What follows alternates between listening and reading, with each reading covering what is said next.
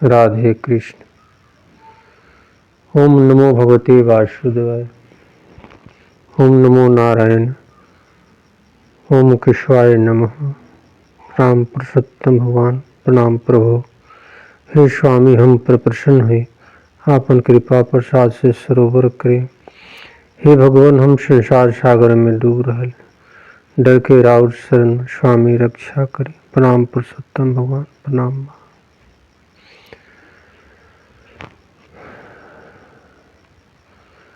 राजा परीक्षित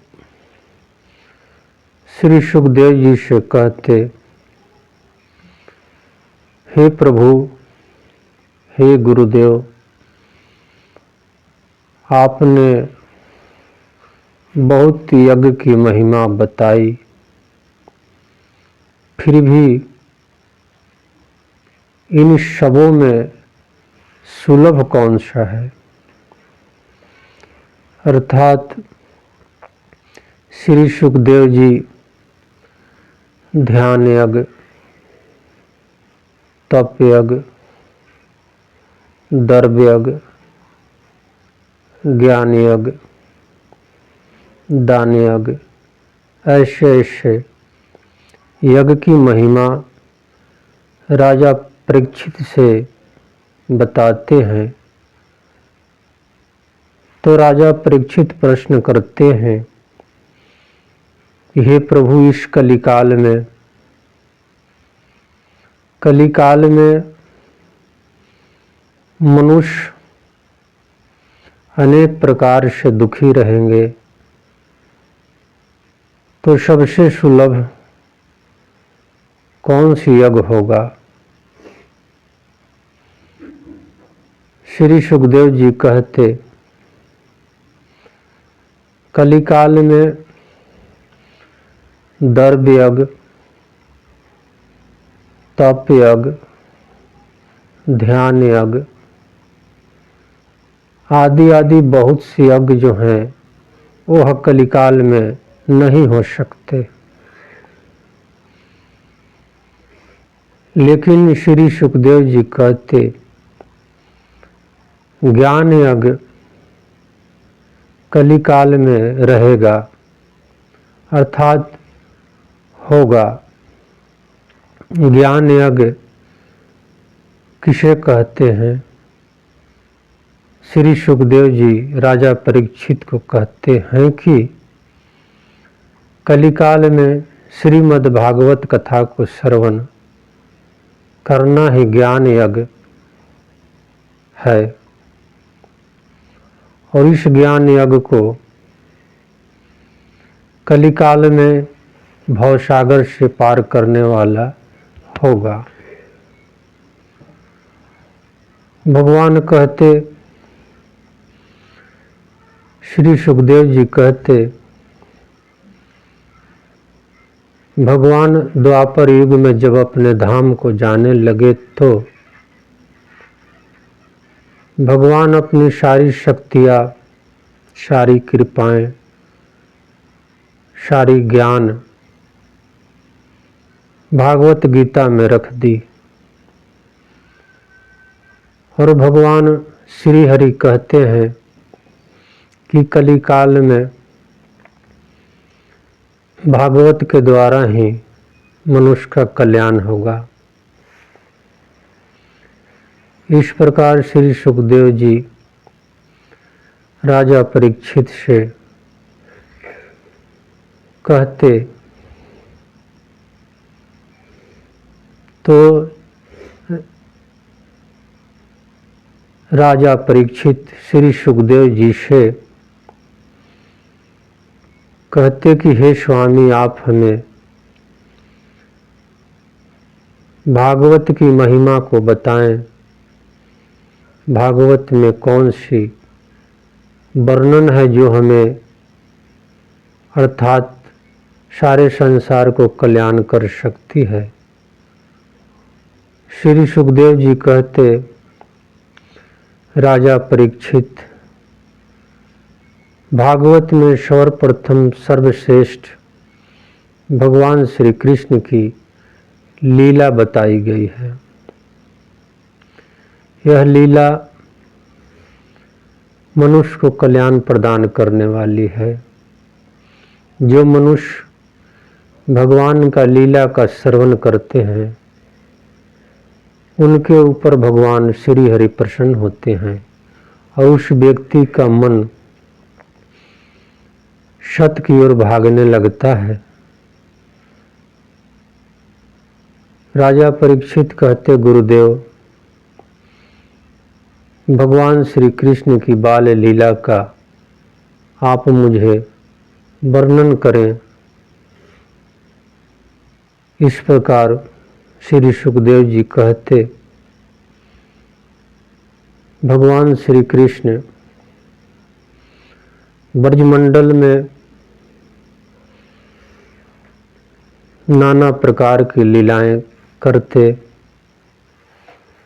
और गोप गोपिया को प्रसन्न रखते। लेकिन कंस भगवान को मारने के लिए बहुत सारी राक्षस भेजा करता था। भगवान श्री हरि कंस के भेजे हुए राक्षस को वध कर देते थे। भगवान पुतना को, बहुत सारी दैत्यों को वध कर दिए। भगवान गोवर्धन पर्वत धारण किए, गैया चराए, बहुत सारी लीलाएं करते ब्रजमंडल में। तो एक दिन की कथा आती है, भगवान का उम्र 11 वर्ष का हो जाता। भगवान का उम्र 11 वर्ष का हो जाता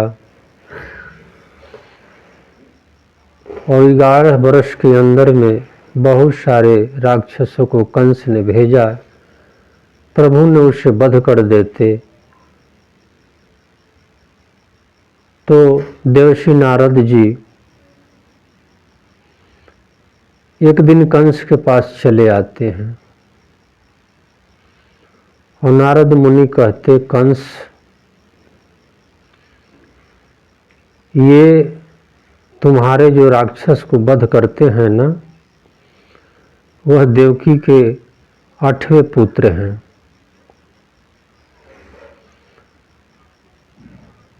उसका नाम कृष्ण है और देवकी के ही 7वें पुत्र जो रोहिणी के गर्भ से हुए हैं, उसका नाम बलराम है। दोनों मिलकर तुम्हारी जो राक्षस उसे वध किया करते हैं, दैत्यों को वध किया करते हैं। इस प्रकार देवर्षि नारद जी भड़काऊ भाषण कंस को देते हैं। देवर्षि नारद जी का भी यही कर्म था कि दुष्टों का नाश करना और साधु का उद्धार करना। लेकिन जब तक मनुष्य का पाप संपूर्ण रूप से पहुंच जाती है सीमा पर, तभी उसका नाश होता है। जैसे शिशुपाल की कथा ले लें, 100 बार भगवान को अशब्द वचन का प्रयोग किया तब भगवान वध किए। उसी प्रकार कंस 11 वर्ष भगवान की उम्र हो गई, लेकिन प्रत्येक दिन कुछ न कुछ उपद्रव मचाने के लिए मथुरा से ब्रज में भेजता। तो नारद मुनि सोचे कि इस दुष्ट का, इस कंस का अब समय अंत हो गया है, और इस प्रकार भड़काऊ भाषण कंस को समझा देते हैं। जब इस प्रकार नारद जी कंस को कहते तो कंस क्रोध में कांपने लगता और कंस वासुदेव देवकी को भी हत्या करने के लिए विवश हो जाता। लेकिन नारद मुनि समझाते कि देवकी और वासुदेव का हत्या कर देने के बावजूद भी तुम्हारी जो आकाशवाणी कही थी कि इसके 8वें जो गर्भ हैं उससे तुम्हारी मृत्यु है, तो देवकी और वासुदेव की हत्या करने के बावजूद भी तुम्हारी मृत्यु टली नहीं। इसलिए देवकी और वासुदेव की हत्या करने से लाभ ही क्या। अगर तुझे वध करना ही है तो इनके 8वें पुत्र जो है कृष्ण के साथ ऐसा कोई करो कर्म जिससे तुम्हारी मृत्यु टल जाए।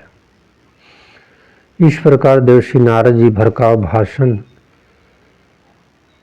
कंस को समझा देते हैं और कंस क्रोध में,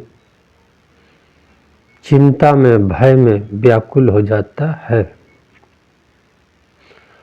और वहां से देवर्षि नारद जी अंतर्ध्यान हो जाते हैं। कंस बड़ी क्रोध में, बड़ी दुख में और भय से व्याकुल हुए अपने मंत्रियों को बुलाया और एक सभा रखी। सभी मंत्रियों से कंस कहता कि देवकी का पुत्र कृष्ण को दुष्टों को भेजने से, यानी राक्षसों को भेजने से वो मारा नहीं जा सकता। इसलिए उस देवकी का पुत्र को, जो देवकी का पुत्र है, जो नंद के पास रहता है, उसे किसी प्रकार यहाँ मथुरा बुलाया जाए और मैं अपने सामने ही अपनी युक्तियाँ के द्वारा ही हत्या कर दूंगा। उसके बाद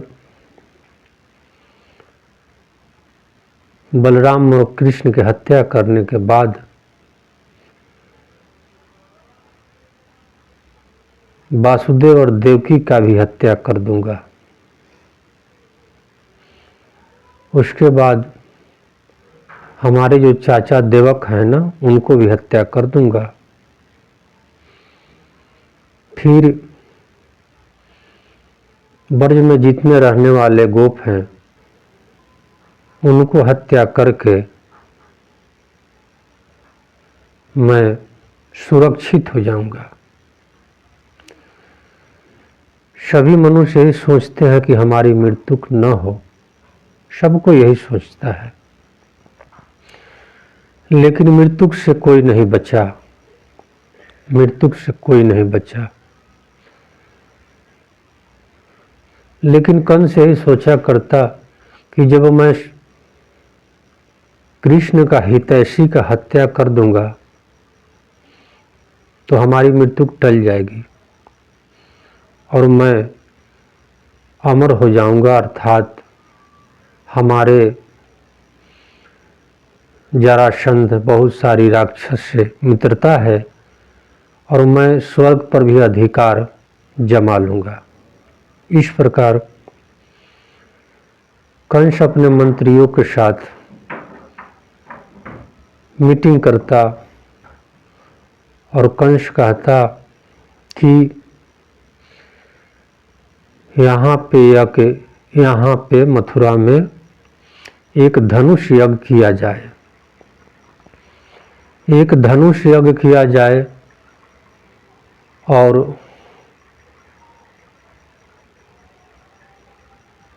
कृष्ण को, बलराम को यहाँ बुलाया जाए। इस धनुष यज्ञ में बड़े बड़े राजा महाराजा आएंगे और ब्रजमंडल के जितने भी गोप हैं उनको भी बुलाया जाए, निमंत्रण दिया जाए और यहीं पे ऐसा कोई युक्ति रचा जाए जिससे कृष्ण और बलराम की हत्या कर दी जाए। कंस के द्वारा कहे जाने पर मंत्रियों ने, उनके सेवकों ने एक साथ हाँ स्वर भर दी और धनुष यज्ञ करने का निश्चय कर लिया। कंस अब ये सोचता कि किसके द्वारा कृष्ण और बलराम को बुलाया जाए। यह सोचकर कंस के मन में विचार उत्पन्न हुआ कि अक्रूर जी नंद वासुदेव के प्रेमी हैं। अक्रूर जी नंद वासुदेव के प्रेमी हैं और उनको भेज दिया जाए तो वह निमंत्रण स्वीकार कर लेंगे, अर्थात यहाँ धनुष यज्ञ देखने के लिए इच्छुक हो जाएंगे। इस प्रकार कंस ने निश्चय करके अक्रूर जी को राज दरबार में बुलाया और कंस अक्रूर जी को अपने हाथ में रखकर प्रेम भरी बातें कहने लगा। कंस कहता, अक्रूर जी आप तो परम विद्वान हैं, आप से ब्रजमंडल के जितने नर नारी हैं बहुत प्रेम करते हैं। अक्रूर जी मैं चाहता हूं कि कृष्ण से या उनके माता पिता देवकी वासुदेव या नंद से मैं क्या बैर लूं, बैर करने में भला ही नहीं। तो मैं चाहता हूं कि अक्रूर जी इस मथुरा में एक धनुष यज्ञ हो जाए और आप ब्रज जाएं और निमंत्रण दें कृष्ण बलराम को इस धनुष यज्ञ को देखने के लिए। ब्रजमंडल के जितने गोप हैं वह सब आकर इस धनुष यज्ञ को देखें। कंस छल भरी बातें अक्रूर जी से कहता,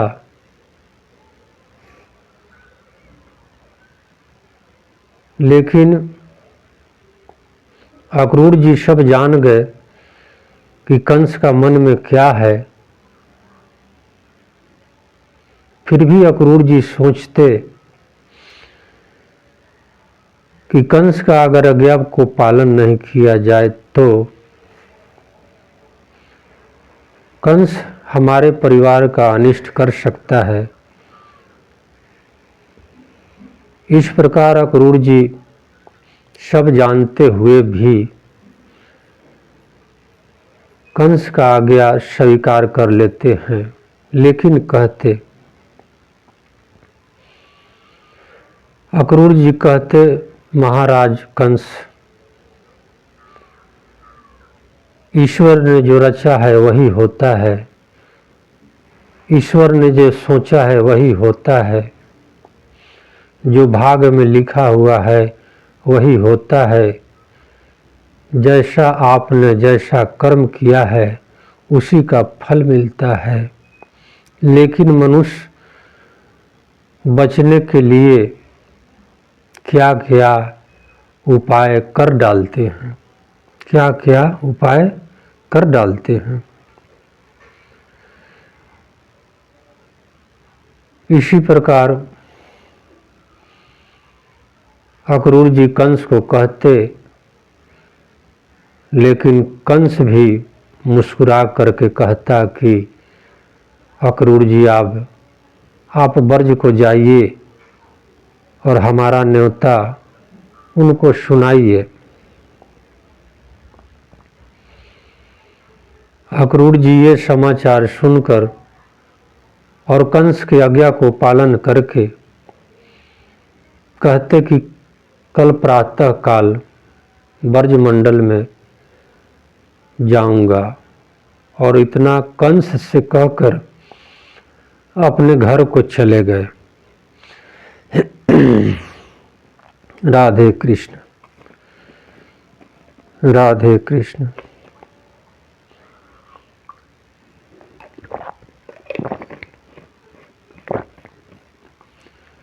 राधे कृष्ण।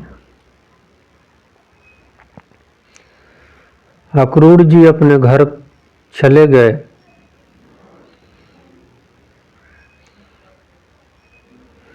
कल प्रातः सुबह अक्रूर जी स्नान करके चंदन लगाकर खुशी से नाचने लगे कि आज मुझे भगवान के दर्शन होंगे। अक्रूर जी मन में विचार करने लगे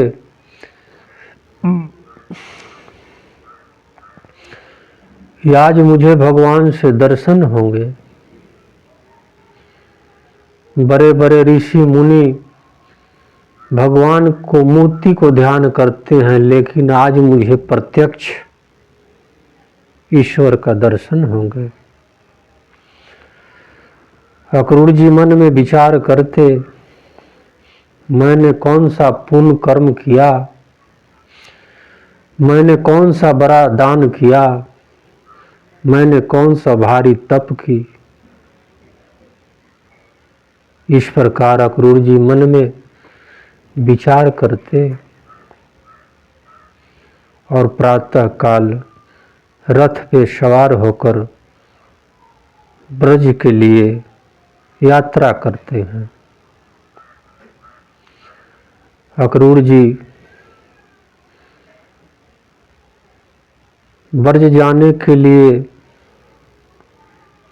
एक तरफ से सुख और एक तरफ से दुख। सुख क्या है, भगवान के दर्शन होंगे। दुख क्या है कि कंस ने जो हमको भेज रहा है, लेकिन कंस की जो बुद्धि है, विचार है, वो ठीक नहीं है। इस प्रकार से अक्रूर जी सुख और दुख में डूबते जा रहे हैं, डूबते जा रहे हैं। अक्रूर जी सोचते, अक्रूर जी मन में सोचते कि मैं कंस का दूत बन के जा रहा हूं, कंस का दूत बन के जा रहा हूं, कहीं श्री कृष्ण और बलराम मुझे शत्रु न समझ बैठे। अक्रूर जी मन में विचार करते कि कहीं कृष्ण और बलराम मुझे शत्रु न समझ बैठे, मैं कंस का दूत बन के जा रहा हूं। लेकिन थोड़े देर बाद सोचते कि कृष्ण और बलराम तो अंतर्यामी है, ईश्वर है, युग युग में प्रकट होते हैं, वो तो सबके मन की बात जानते हैं, सबकी भीतर की बात जानते हैं।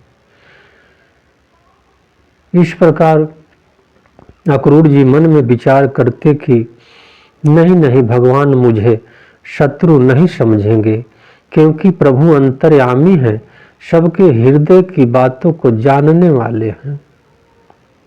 इस प्रकार अक्रूर जी ब्रज की ओर आगे बढ़ते हैं और मन में विचार करते कि आज हमारे जितनी उम्र बीती, आज तक हमने व्यर्थ में हमारी उम्र रही, लेकिन आज हमारा जीवन धन हो जाएगा। इस प्रकार मन में अक्रूर जी विचार करते कि आज मैं इन आँखों से श्याम सुंदर पीताम्बरधारी तोते की नोक के समान नखूली नाक,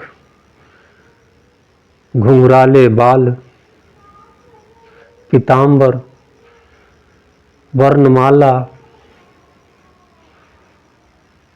प्रभु को देखूंगा और उनके बड़े भाई बलराम जी नील वस्त्र धारण किए हुए इस प्रकार देखूंगा। और बलराम और अक्रूर जी इस प्रकार मन में विचार करते हुए ब्रज की भूमि पर पहुंच गए। ब्रज की भूमि पर जैसे ही पहुंचे, वहां ब्रजमंडल में हवा वायु इतनी सुगंध, फूलों से लदे हुए वृक्ष, सुंदर सुंदर हवाएं, मुस्कान, ये सब देखकर प्रेम में मग्न हो गए और उस ब्रजमंडल की शोभा को वर्णन देखते हुए आगे बढ़ते हैं। अक्रूर जी प्रेम में बेहाल होकर आंखों से आंसू गिराते हुए आगे बढ़ते कि कितनी भगवान के स्थान पर। मैं एक कथा से अलग कह देता हूं। आप जब भी मंदिर जाते हैं तो वहाँ का सुख का अनुभव अलग हो जाता है। जैसे अयोध्या जाएं, काशी जाएं, ब्रजमंडल जाएं, द्वारिका जाएं, मथुरा जाएं, रामेश्वर जाएं, तो वहाँ का जो आनंद है ना, दिव्य आनंद होता है। इसे दिव्य ईश्वरीय आनंद कहते हैं, ईश्वरीय आनंद। तो भगवान ब्रजमंडल में थे तो वहाँ दिव्य प्रकृति की सुगंधें आती थी, दिव्य। ऐसा लगता था कि स्वर्ग की सुगंध आ रही हो। जब इस प्रकार अक्रूर जी ने अपने नाकों से, आँखों से, कानों से जो पक्षियाँ है इतनी शांति भाव से चहक रही थी, इतनी शांति भाव से चहक रही थी कि मन को शांति देने वाली आनंद होती थी। इसलिए अक्रूर जी प्रेम में मग्न हो गए और जैसे ही गायों के बहुत सारी झुंडों को देखते हैं, असंख्य गैया, असंख्य बछड़े, और जैसे ही अक्रूर जी भगवान अभी किशोर अवस्था में थे, किशोर अवस्था, बलराम जी और श्री कृष्ण किशोर अवस्था में प्रवेश किए थे। भगवान को देखते अक्रूर जी रथ पर से कूद पड़े और दौड़ते हुए भगवान के चरणों में लौट गए, गिर पड़े।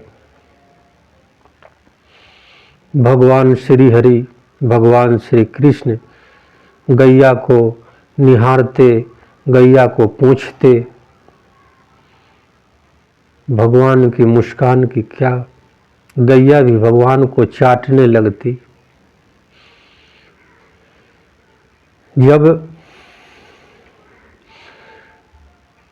भगवान श्री कृष्ण गैया को दूहते तो गैया भगवान को चाटती। भगवान को जिस प्रकार गैया बछड़े को चाटती है ना, उसी प्रकार गैया भगवान को चाटने लगती और भगवान मुस्कुराने लगते और गैया को दूहते, गैया को पूछते। इस प्रकार भगवान गैया को सेवा करते थे। जब अक्रूर जी ने इस प्रकार प्रभु को देखा और अपने रथ से कूद पड़े और भगवान के चरणों में गिर पड़े। कहते, हे कृष्ण, हे माधव, हे दामोदर, इस प्रकार स्तुति करते हुए प्रभु के चरणों में गिर पड़े। तो भगवान श्री कृष्ण और बलराम जी अक्रूर जी को एक हाथ भगवान पकड़े और एक हाथ बलराम जी पकड़े, एक हाथ कृष्ण पकड़े और एक हाथ अक्रूर जी पकड़े, एक हाथ बलराम, एक हाथ कृष्ण जी पकड़े और एक हाथ बलराम जी पकड़े। कहीं गलती हो तो आप हमें क्षमा करें। भगवान कृष्ण और बलराम जी अक्रूर जी को पकड़कर गोद में उठा लिए। अक्रूर जी इतने प्रेम मग्न में बेहाल हो गए कि कुछ बोल ही नहीं सकते थे, सिर्फ आंखों से आंसुआ बहा रहे थे। श्री कृष्ण और बलराम जी अक्रूर जी को अपने गोद में उठाकर अपने घर में ले जाते हैं और चरणों को दबाने लगते हैं थकावट को दूर करने के लिए। एक पैर कृष्ण दबाते और एक पैर बलराम जी दबाते अपने अक्रूर जी को। इस प्रकार कृष्ण और बलराम जी अक्रूर जी को सेवा करने लगे। स्वयं नारायण, स्वयं श्री हरि आज अपने सेवक को किस प्रकार सेवा करते हैं, यह देखना है। सब कोई तो कहता कि भगवान नहीं आते, लेकिन आज भगवान स्वयं सेवा किस प्रकार करते हैं, यही देखना है। बलराम जी और कृष्ण अक्रूर जी को चरणों को दबाते हैं और अपने पीताम्बर से अक्रूर जी को ब्रज में आने से काफ़ी धूल लग गई थी। अपने पीताम्बर से भगवान उनके मुख को पोंछते हैं, चरणों को दबाते हैं। उसके बाद में मधु से मिला हुआ दही, मधु से मिला हुआ दही अक्रूर जी को पिलाते हैं, जिसे हम मध और दही मिला करके अक्रूर जी को भगवान अपने हाथों से पिलाते हैं अक्रूर जी को। थोड़ी देर बाद अक्रूर जी को थकावट दूर होती है तो भगवान श्री हरि, भगवान कृष्ण और बलराम जी अक्रूर जी को अपने हाथों से स्नान कराते हैं। अपने हाथों से भगवान अक्रूर जी को स्नान कराते हैं, शरीर को पोंछकर फिर नए वस्त्र पहनाते हैं। उसके बाद अक्रूर जी को चंदन लगाते हैं, बालों को संवारते हैं। कृष्ण और बलराम जी अक्रूर जी के लिए अच्छे भोजन कराते हैं चरणों को दबा रहे हैं, भोजन करा रहे हैं, अपने हाथों से भगवान अक्रूर जी को खिलाते हैं। इस प्रकार भगवान कृष्ण और बलराम जी अक्रूर जी को सेवा करते हैं। तब तक नंद जी कहीं से आते हैं और अक्रूर जी को प्रणाम करते हैं। अक्रूर जी से समाचार लेते हैं। नंद जी पूछते, हमारे मित्रों, हमारे भाई, आप बताओ, अपने परिवार का कुशल मंगल कहो, अपने परिवार का कुशल मंगल कहो। अक्रूर जी कहते, नंद जी, कंस के ऐसे दुष्ट राजा के पास रहता हूँ, मैं आपसे समाचार क्या कह सकता। इस प्रकार अक्रूर जी कहते कि दुष्ट कंस के पास मैं रहता हूँ तो मैं आपको अच्छी खबर क्या कह सकता। जैसे भेड़ी पालने वाले भेड़ी को ही कसाई से बेचते हैं, बस वही हमारी अवस्थाएं हैं। मैं कंस के पास रहता हूँ और कंस हमारे भेड़ी की तरह प्रयोग करता है, जहाँ कहे वहाँ जाना पड़ता है। यही हमारी दशा है। कंस ने मुझे भेजा इसलिए मैं यहाँ पे आया हूँ। राधे कृष्ण। इस कथा को शांतिपूर्वक आप श्रवण करें,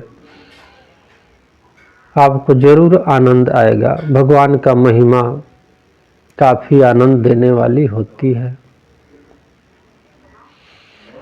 कथा सिर्फ आप ही नहीं सुनते, कथा मैं भी सुनता हूँ। ये कथा के माध्यम से हमारी आत्मा भी पवित्र होती है। इसलिए मैं आपको और स्वयं मैं अपने मन को पवित्र करना चाहता हूँ, ताकि हमारा मन काम क्रोध लोभ में न जाकर ईश्वर की सेवा में रहे, ईश्वर की कथा को श्रवण करे। इस प्रकार हमने ये कथा आपको सुना रहा हूँ। नंद जी अक्रूर जी से समाचार लेते हैं। तब तक नंद जी कहते कि समाचार अक्रूर जी क्या लाए हैं कंस के पास से, वो आप हमें सुनाएं। अक्रूर जी कहते कि नंद जी, कंस धनुष यज्ञ कर रहा है, कंस धनुष यज्ञ कर रहा है, उसमें आप लोगों का निमंत्रण है, कंस आपको बुलाया है, कृष्ण बलराम को भी देखने के लिए बुलाया है। कंस के आज्ञा से हम यहाँ आए हैं आप सबों को लेने के लिए। इस प्रकार अक्रूर जी वासुदेव नंद जी से कहते हैं, अक्रूर जी नंद जी से कहते हैं, तो इसके विषय में नंद जी कुछ उत्तर नहीं देते। नंद जी कुछ भी उत्तर नहीं देते, क्योंकि नंद जी भी जानते थे कि कंस का विचार कैसा होता है। इस शरीर में ईश्वर का वास है, इसलिए समझ जाता है कि कौन आदमी क्या कहना चाहता है। इस प्रकार नंद जी कुछ भी नहीं कहे और अक्रूर जी के कहते हैं कि आप विश्राम करें, प्रातः काल कल शोभा कल इसके विषय में विचार किया जाएगा, निर्णय लिया जाएगा। इस प्रकार नंद जी भी विश्राम करने चले गए। शाम का समय हो गया था। भगवान श्री कृष्ण और बलराम जी मन में विचार करते कि ताऊ भैया अब क्या करना चाहिए। कृष्ण और बलराम जी आपस में विचार करते हैं।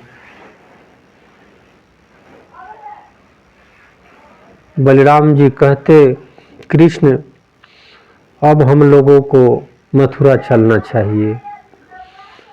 हमारा जो माता पिता देवकी और वासुदेव है ना, बहुत दिन से दुख सह रहे हैं और हम लोग यहाँ पे इसी प्रकार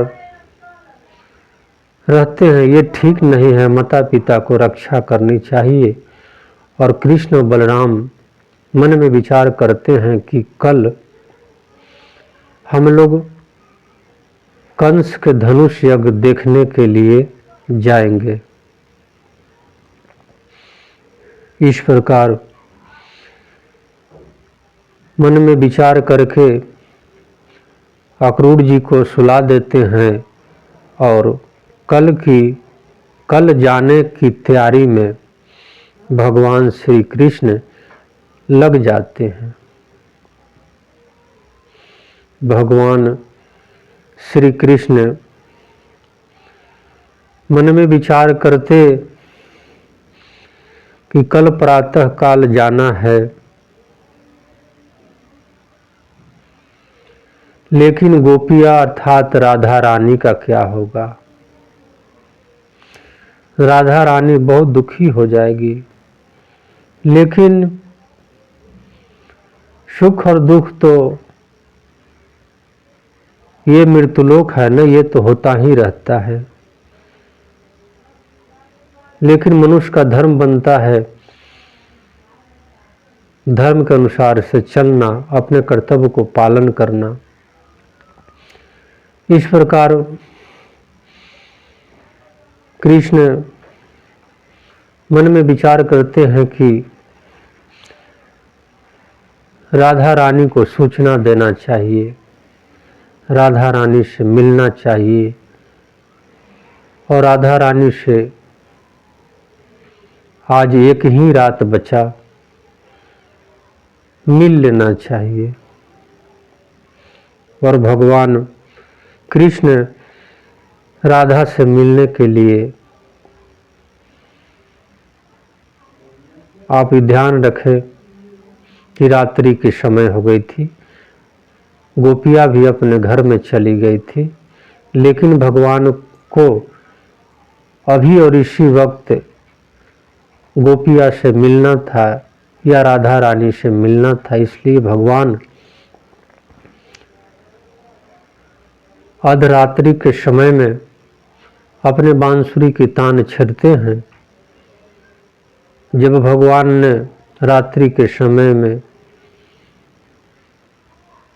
दुख भरी बांसुरी की तान छेड़ते हैं, मन को रुलाने वाली बांसुरी की तान छेड़ते हैं, मन को रुलाने वाली बांसुरी की तान छेड़ते हैं। जब इस प्रकार प्रभु ने बांसुरी की तान छेड़ी, राधा रानी जग गई। राधा रानी जग गई और इस तान को सुनकर बड़ी दुखी हो गई और भागी भागी भगवान के पास चली आती है। राधा रानी भगवान के पास चली आती है। प्रभु जैसे ही राधा रानी को देखते तो कृष्ण अपने पीताम्बर को, भगवान अपने पीताम्बर को भूमि पर बिछा देते हैं और कहते, राधा इस पर बैठो। भगवान कहते राधा मेरे पीताम्बर पर बैठो।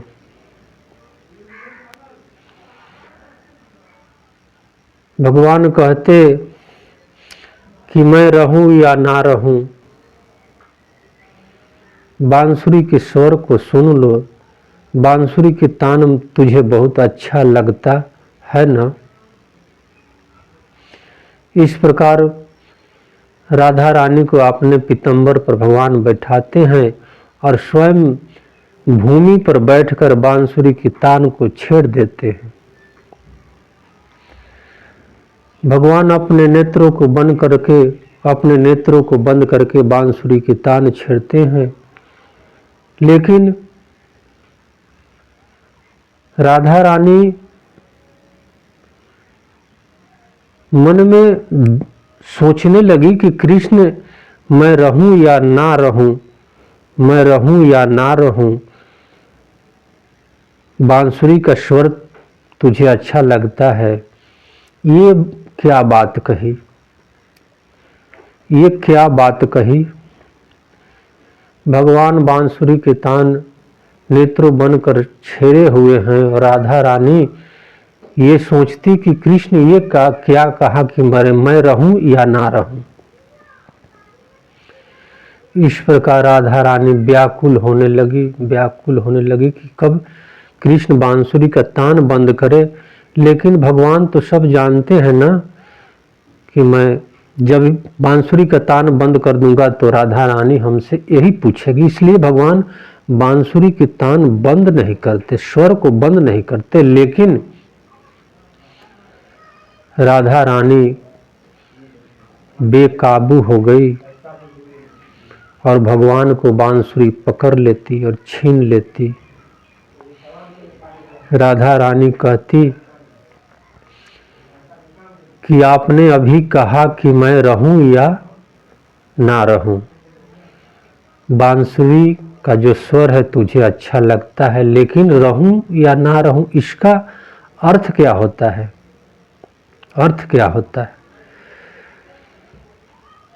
भगवान श्री हरि कहते, कृष्ण कहते, हाँ राधा, कल प्रातः काल अर्थात अक्रूर जी आए हैं, अक्रूर जी आए हैं, कल प्रातः काल मथुरा जाना होगा।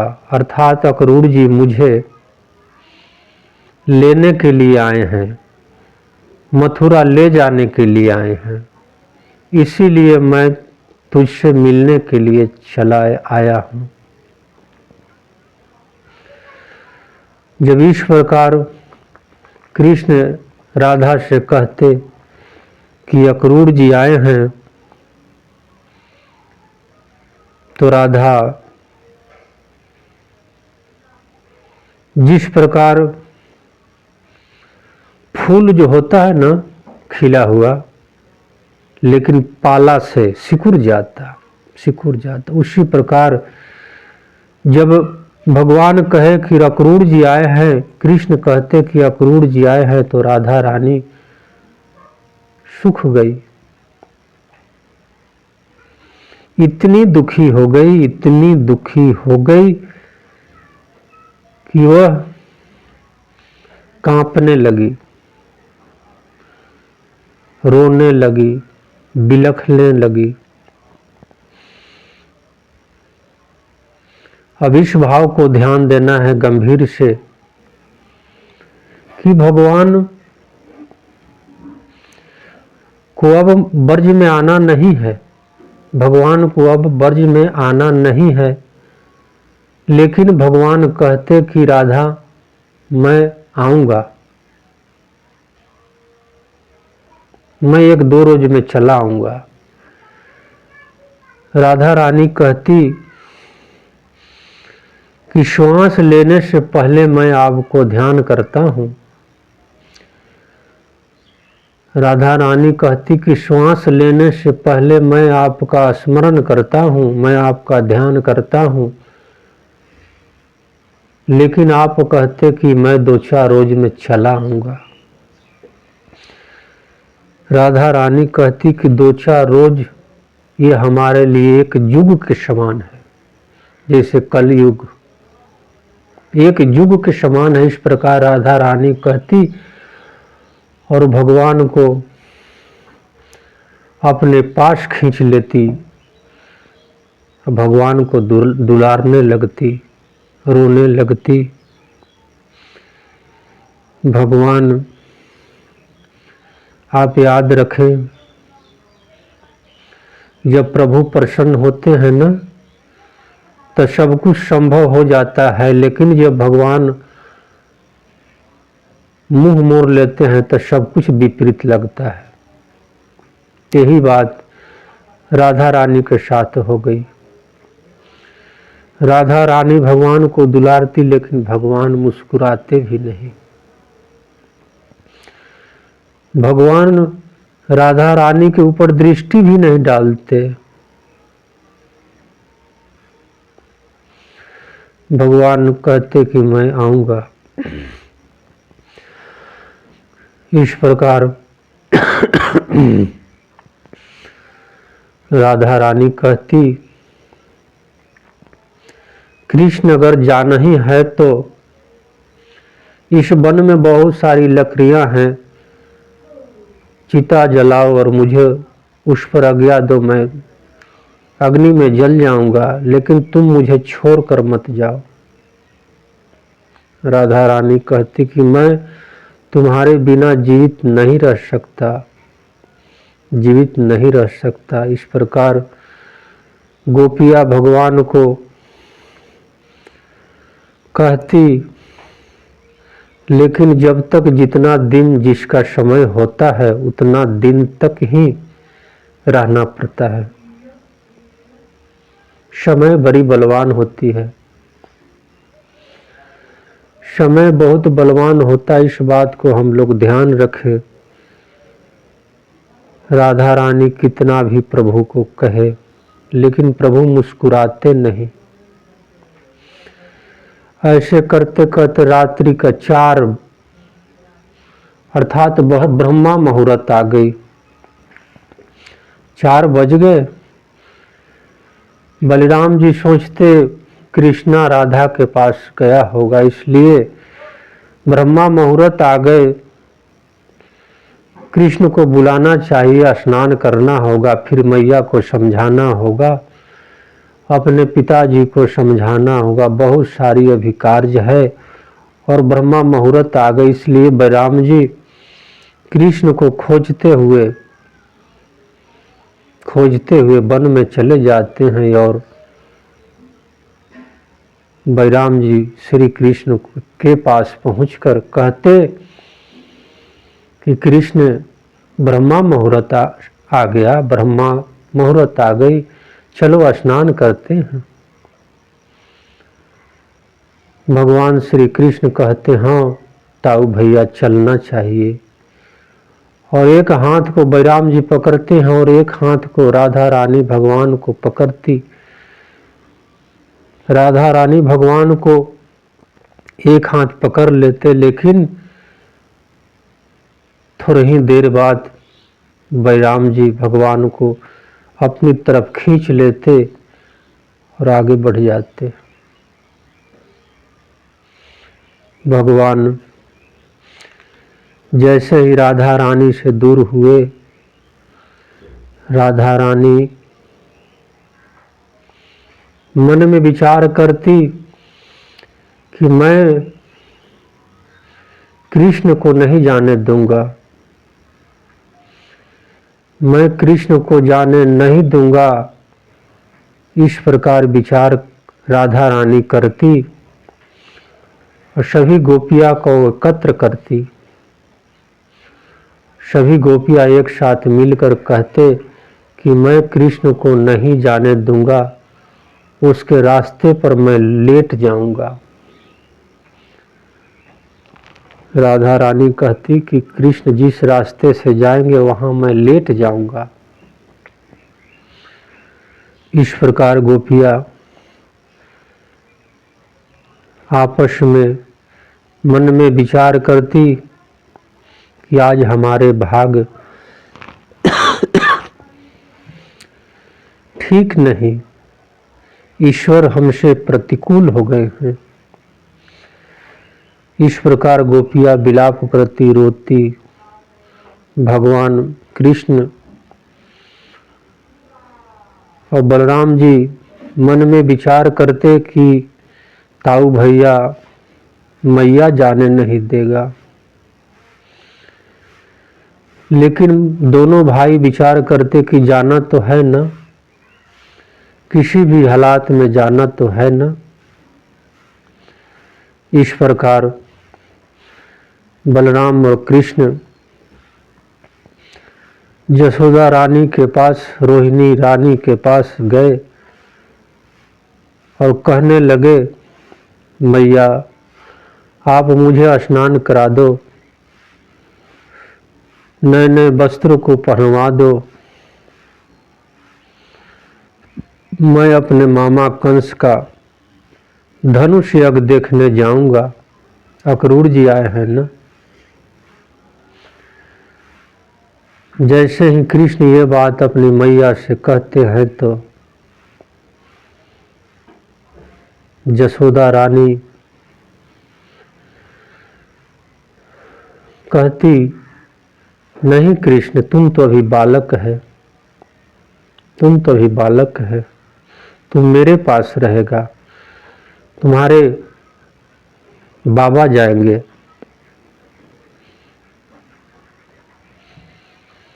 लेकिन धर्म की रक्षा के लिए भगवान को जाना आवश्यक था। भगवान कहते अपने मैया से, मैया मैं भी अपने बाबा के साथ मथुरा जाऊंगा और धनुष यज्ञ देखूंगा। मैं अब बालक थोड़ी रह गया, मेरी उम्र तो 11 वर्ष की हो गई है। भगवान कहते कि हमारी उम्र तो 11 वर्ष की हो गई है मैया, मैं अपने बाबा के साथ मथुरा जाऊंगा और धनुष यज्ञ देखूंगा, फिर पुनः लौट आऊंगा। इस प्रकार भगवान अपने माता से निहोरा करते हैं। आज भगवान भक्त से निहोरा करता है, इस बात को ध्यान रखें। कभी कभी भक्त भगवान से निहोरा करता है, लेकिन आज भगवान स्वयं अपने भक्त से निहोरा करता है। भगवान भक्त से निहोरा किस प्रकार करता है ये देखें। भगवान अपने मैया को पैरों को दबाते, कहते हाथों को दबाते, और भगवान कृष्ण कहते मैया मुझे जाने दो, मथुरा को देखना है, मुझे जाने दो। इस प्रकार भगवान निहोरा करते। लेकिन नंद रानी कहती कि नहीं, तुम अभी बालक है, तुम अभी नहीं जाएगा, तुम मेरे पास रहो। इस प्रकार भक्त और भगवान में आपस में प्रेम का संबंध खींचा खींची करती। थोड़ी देर बाद नंद जी आते हैं। नंद जी कहते, यशोदा रानी कृष्ण नहीं मान सकता, आप तो जानते हैं ना कि कृष्ण कितना जिद्दी है। नंद जी कहते, कृष्ण बलराम कितना जिद्दी है ये तो तुझे पता है, ये नहीं मानेंगे, इनको जाने दो, 1-2 रोज में लौट आएंगे। इस प्रकार भगवान अपने मैया से निहोरा करते, कहते राधे कृष्ण।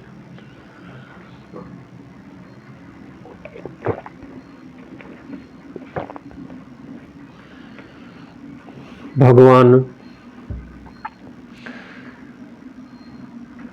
अपने मैया को मना लेते हैं।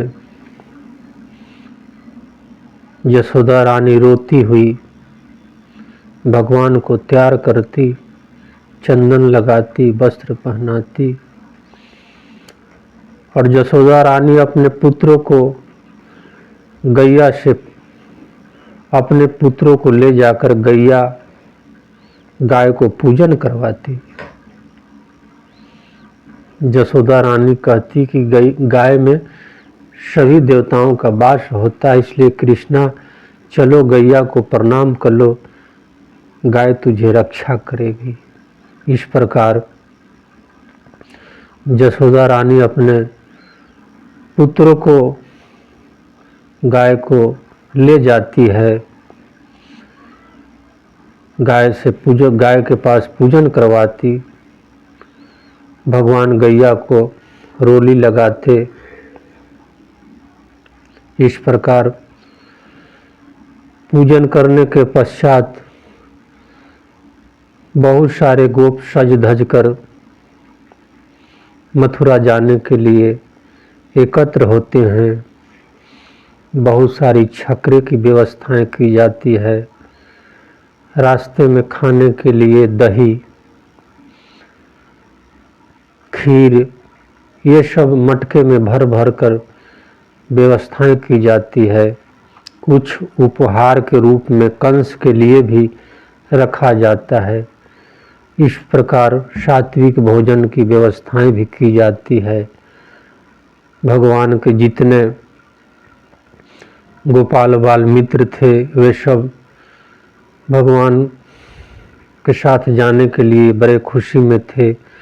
गोप नए नए वस्त्र पहनकर नंद जी के साथ जाने के लिए उत्सुक हुए थे। इस प्रकार मथुरा जाने के लिए बूढ़े गोप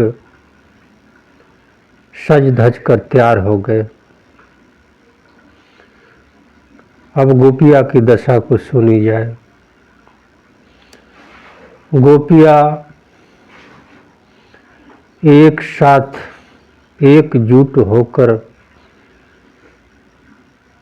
नंद बाबा के घर के पास चली आती है और कहती, ये जो अक्रूर है ना,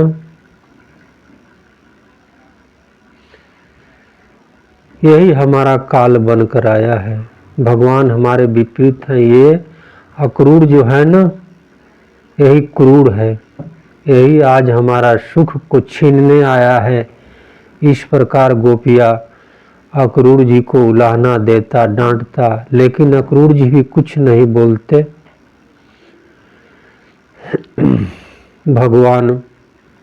भगवान की तरफ गोपिया इशारा करती, हाथे घुमाती, लेकिन भगवान गोपिया की तरफ ध्यान भी नहीं देते और अपने मित्रों से कहलवा भेजते हैं कि जाके बोलो कि मैं आ जाऊंगा, लेकिन भगवान को आना नहीं है।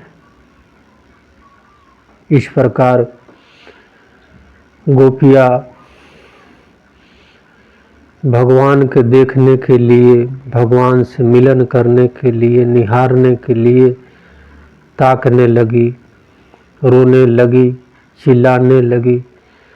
भगवान सज धज कर अक्रूर जी के रथ पर सवार हो गए।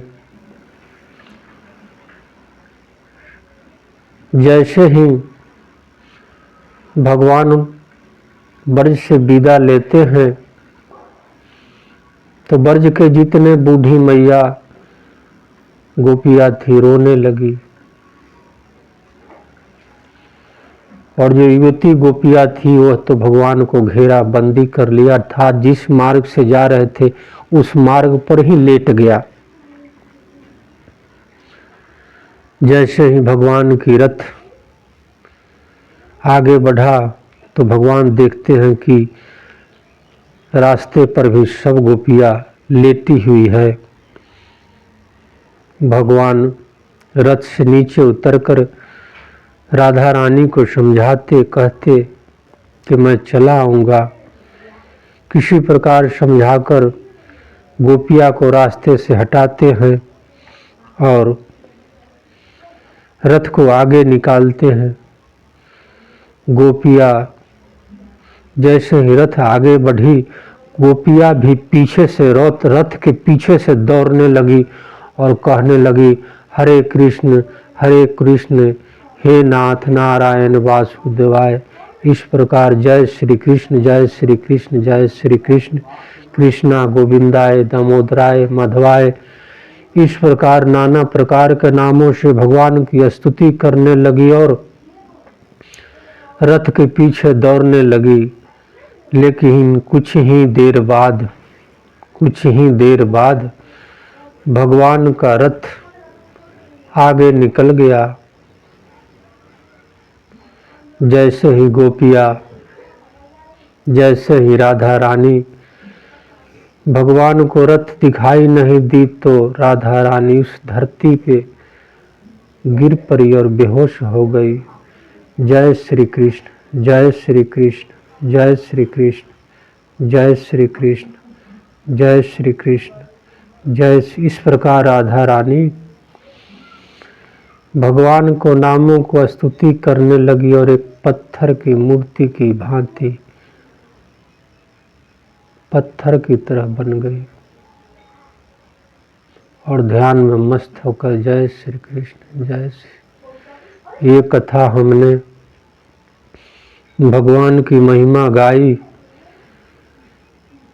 इस कथा को आप ध्यान से श्रवण करें और दूसरे वीडियो में इस कथा से आगे मैं वर्णन आपको दूंगा। तब तक मैं आपसे विदा लेना चाहता हूँ। राधे कृष्ण, राधे कृष्ण, राधे।